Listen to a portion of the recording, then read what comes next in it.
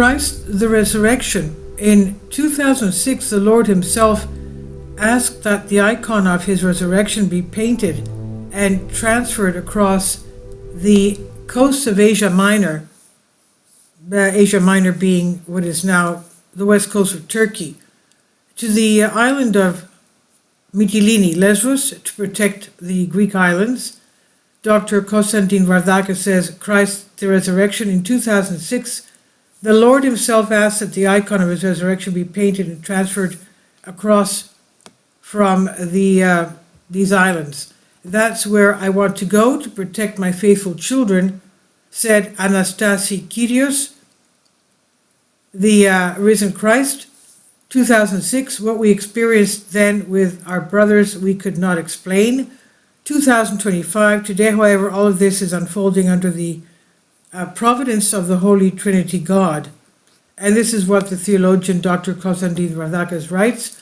The events are culminating in the islands of the Aegean of Greece, and we consider it wise to bring to your attention the fact in general terms that will encourage us, that is, we are not victims of the evil, supposedly peaceful intentions of our enemies. We've already understood them, because heaven knew in advance what is happening today and what will happen tomorrow, and that is why it took care of all of us. The risen Lord was categorically said, I want to go there to protect them. And all these are not fairy tales, but an everyday life that, as they turned it into, became a nightmare that's getting worse, and no one can save us except the Lord. When this storm passes, and those of us who survive, let us then honor the image of the risen Christ with hymns and spiritual odes. Let us proceed, however, as the events we mentioned above unfolded. In the spring of 2006, the Lord himself appeared to a venerable old woman who had fallen asleep months earlier and ordered a specific icon of him in the ideograph press of Anastasios. In fact, he specified the resurrection. In fact, he specified to her the island of the Aegean where he wanted to go and the holy church where he wanted it to be placed. He even indicated to her exactly the place in the church where it should be hung. Now, we should remember that the Lord also appeared in 1938 to an 18-year-old girl newly married. 1938, you know that people used to get married quite young at that time. She was newly married, and he appeared to her. First, he came as a young beggar asking for something to eat. Then he came as an old beggar. Then he came as an old monk. Then he came as a young monk. And then he came as himself, Jesus Christ. And he was telling her, prophesying, that the Second World War would come. He was prophesying to her that how many children she would have, and to build a church in the area of Sparta, where the new airport of Athens, Greece is. And he made a lot of,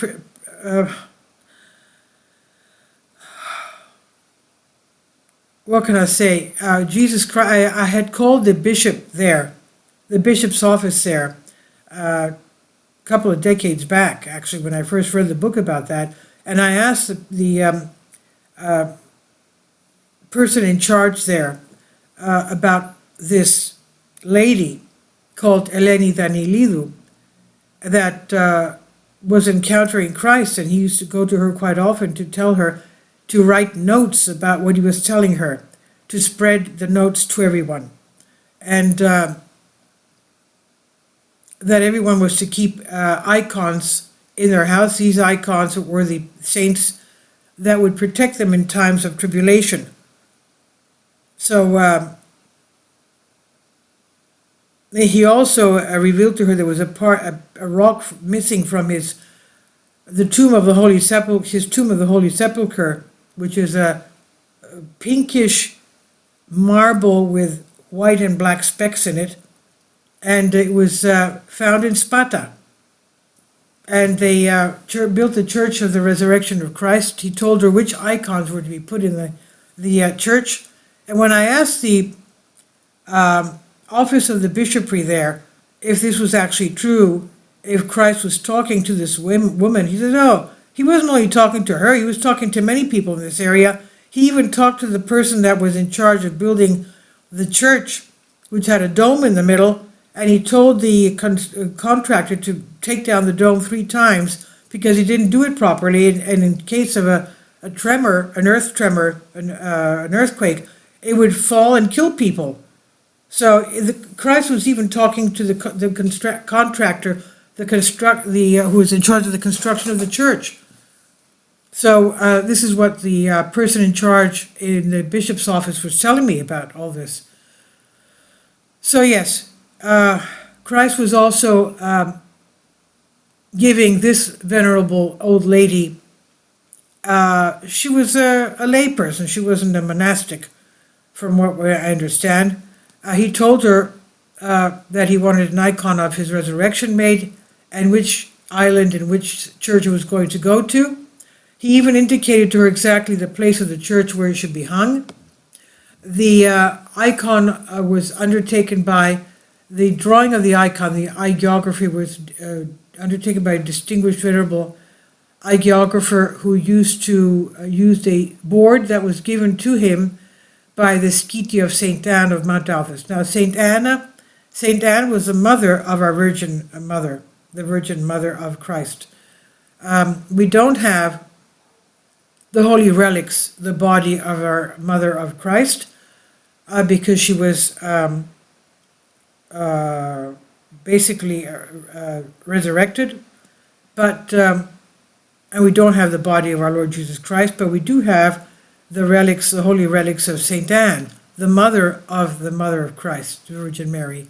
And she's in the monastery of St. Anne on Mount Athos of northern Greece.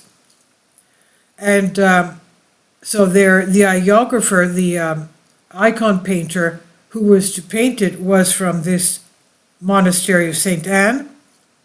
He was to proceed with the icon. The icon was completed in early November 2006. Before being transferred to the island, it was hosted in a historical church in Macedonia, that's northern Greece. The icon of our resurrected Lord was so beautiful and expressive that the priest of the church asked to keep it there and to make a similar copy of it so that it would eventually go to the island.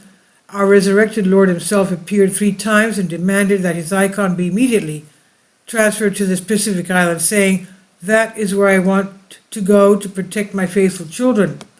In fact, he asked that his icon be taken down from Macedonia and pass through various parts of mainland Greece before being transferred through the port of Piraeus to the island of Aegina. On the eve of the entrance of the Mother of God, we receive it outside the Cathedral of the Apostle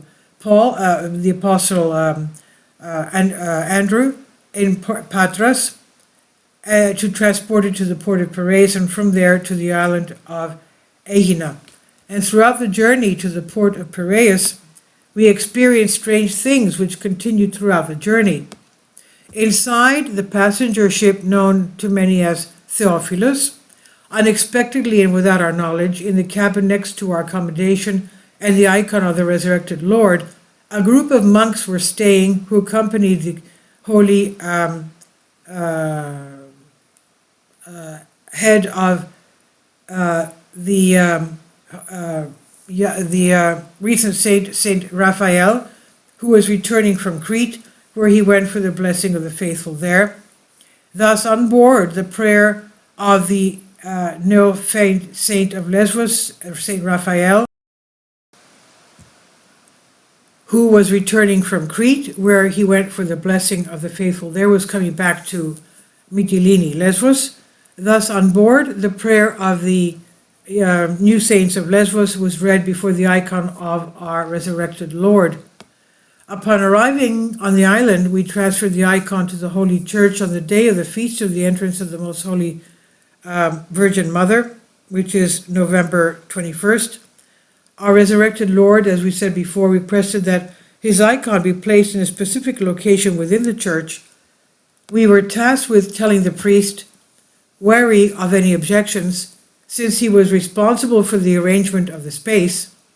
However, we did not need to say anything, because as soon as the priest received the icon of the resurrection, he placed it there as instructed by the Lord himself, as he told the old woman.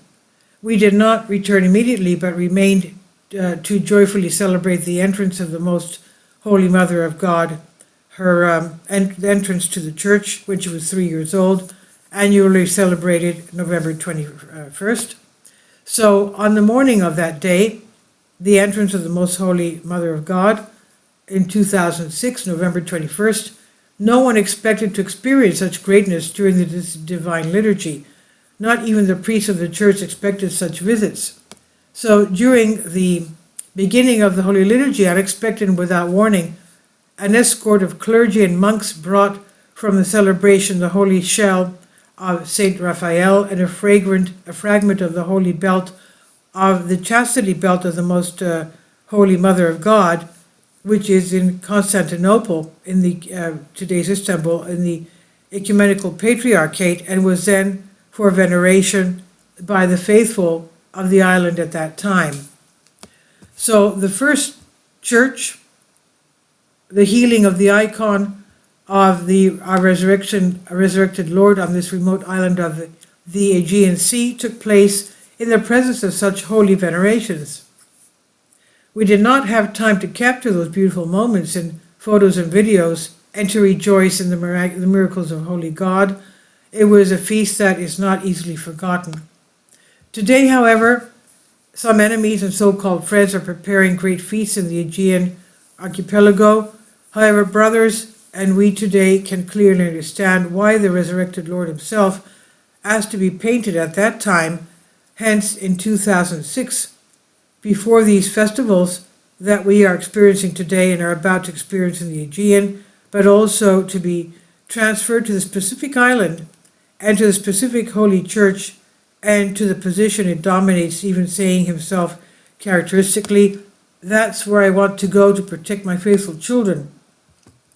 When in 2009 we were finishing the ecclesiastical historical work and were looking to find the cover, the holy elder Ephraim of Arizona in the United States advised us to put this icon of our resurrected Lord. When in 2016 and shortly before the Pontiff of Rome visited Lesbos, some work in the Holy Church forced this icon into the sanctuary. And then the Lord appeared in a certain soul and told her, "I have left this place and turned my face away until the stench has gone from the island." All of the above was given for the glory of the Holy God, as a message that the resurrected Lord was not abandoning us, regardless of whether we embittered him daily. We hope that after the end of the suffering, we will honor the presence of his icon of the resurrection and the hymns which is now being beginning, truly resurrected.